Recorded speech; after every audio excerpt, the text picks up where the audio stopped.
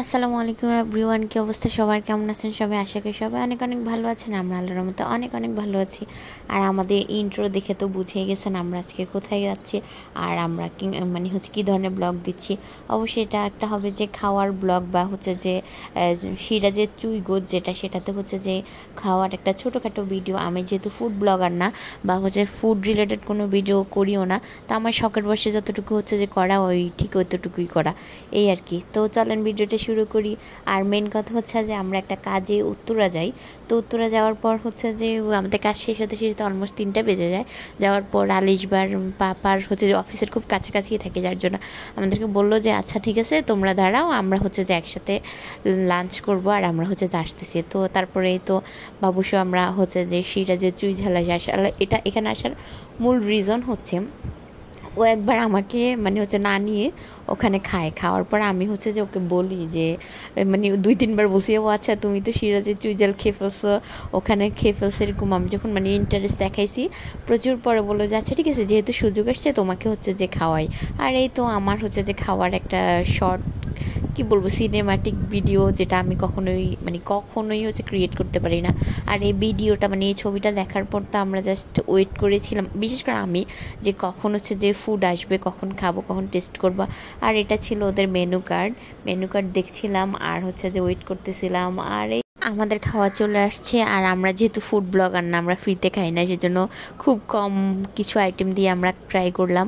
আর এই তো এখানে প্রথমে রাইস দিল আমাদেরকে, আর রাইস দেওয়ার পর যে ওটার উপর ঘি ছড়িয়ে দিচ্ছে। কিন্তু সবচেয়ে মজার ব্যাপার আমি যখন যে বিভিন্ন ফুড ব্লগারের ভিডিও দেখছিলাম, তখন প্রত্যেকটা ব্লগারই ম্যাক্সিমাম ব্লগার বলছিল যে যে আনলিমিটেড রাইস প্লাস যে আনলিমিটেড ঘি। বাট এটার কোনোটাই নেই, এটাকে তো এক প্লেটই রাইস দেয়, সেটা যে একজনের যে খুব একটা পেট ভরে সেরকম কিছু না। আর এখানে ছিল পেঁয়াজ ভর্তা, আর সাথে ছিল দুটো যে গরুর চুইজাল নেওয়া হয়েছে আর একটা খাসির চুইজাল নেওয়া হয়েছে। তো এটা আমাদের যে মধ্যবিত্ত বলেন যাই বলেন, গরিব বা নিজের পকেটে টাকা দিয়ে কিনে খাওয়া যে খাওয়া। যেহেতু ফুড ব্লগার নাতে আমাদেরকে কেউ ফ্রিতে প্রত্যেকটা আইটেম খাওয়াই নেই।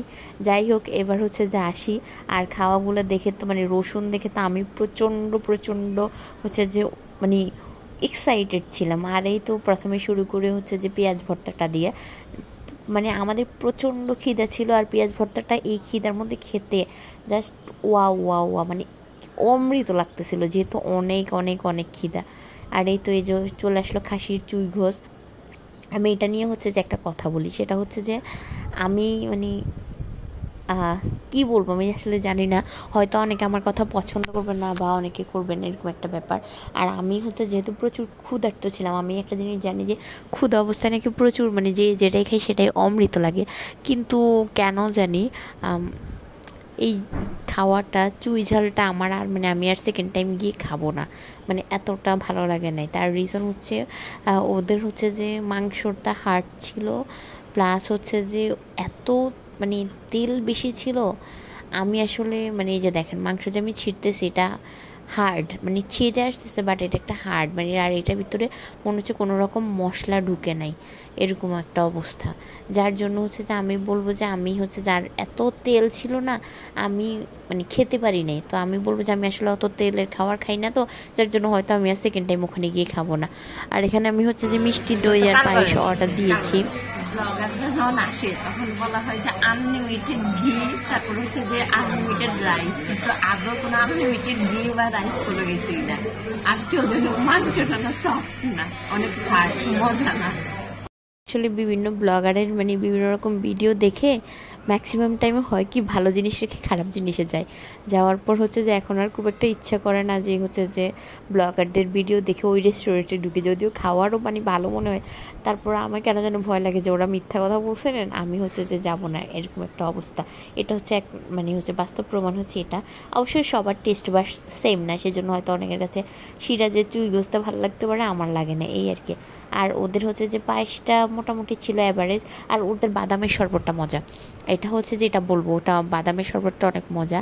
আর হচ্ছে যে আমি এখানে মজা করতেছিলাম, বলতেছিলাম যে এখানে মরিচের ফ্লেভার পাওয়া যাচ্ছে।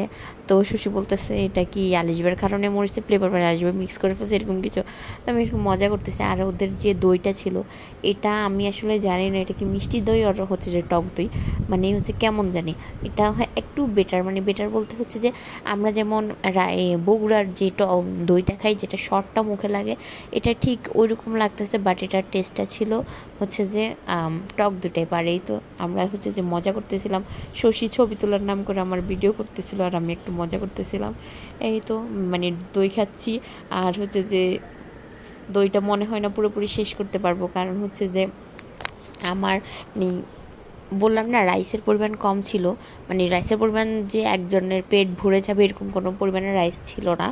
তারপরে তার মধ্যে ছিলাম প্রচুর ক্ষুধার্ত, তাহলে তো বেশি খাওয়া উচিত, কিন্তু দেখা যায় যে রাইসটুকু শেষ করতে পারি না। মশলা শুধু তেলের উপর চপচপ করা গরু মাংস খেতে চান টেস্টবিহীন, শুধুমাত্র মশলা চুইয়ের মশলা ফ্লেভার পাওয়া মায়া যদি গরু মাংস খাইতে চান তাহলে এখানে আসবেন না, আদারওয়াইজ আসবেন না। কারণ হচ্ছে যে তেল পুরো বড়া করা থাকে, একদম কোনো টেস্ট নেই, টেস্টবিহীন আমার কাছে মনে হয়।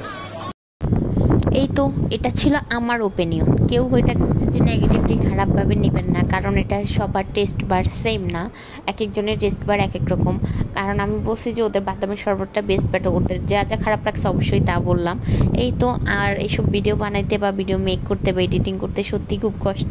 প্লিজ যারা আমার হচ্ছে চ্যানেল থেকে দেখবে চ্যানেলটা সাবস্ক্রাইব করবে, যারা পেজ থেকে দেখবেন পেজটা ফলো দিবেন, অবশ্যই হচ্ছে ভুল হলে সেগুলো ধরিয়ে দিবেন। আল্লাহ হাফেজ।